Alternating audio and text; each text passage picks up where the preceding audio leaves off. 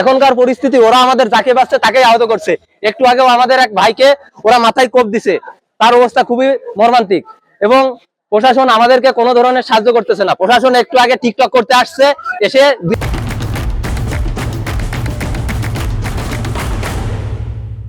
দুই একটা ঢেল খাইছে, চলে গেছে, তাদের আর কোনো আনাগোনা নাই। এই যে পোলাপান সকাল থেকে আছে, তারা কি খাচ্ছে না খাচ্ছে সেটা তো প্রশাসনের দেখার তো কোনো বিষয় নাই, আমাদের তো কোনো নিরাপত্তাও নাই। আমরা যদি এখন হলে ফিরে যাই বা কটেজে ফিরে যাই, একটু পরে ওরা এসে আমাদের কটেজে হামলা দিবে, আমাদেরকে ওইখানে মরুভূমি করে দিয়ে যাবে, তাও প্রশাসনের কোনো খোঁজ থাকবে না। এসপি কে কল দেওয়া হয়েছে, এসপি কে কল দেওয়া হয়েছে, তারা বলে যে আমাদের পুলিশ ফোর্স যাইতে ভয় পাচ্ছে। ওরা যদি এতই ভয় পায় তাহলে ওরা চুরি করে ঘরে বসে থাকুক ভাই।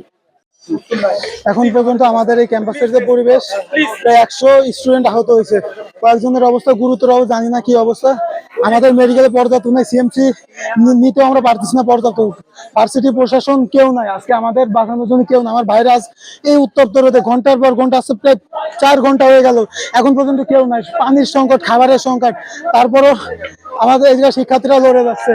এই জায়গার এই জোবরাবাসী বর্বর, এরা যদি বলে আইএমএ জাহেলিয়াতের যুগের, এরা পুরো এমন। আমাদের এখানে পুলিশ প্রশাসন সেনাবাহিনী ছিল, ওই সেনাবাহিনী থাকার ভিতর ওরা আমাদের প্রথমে হামলা করে। আজকের যে মারামারি শুরু, এটা সেনাবাহিনীর সামনে ওরাই প্রথমে আমাদের উপর ইট চালে, এবং ওই ইটে আমাদের পৌরবিসি কামালউদ্দিন স্যার উনার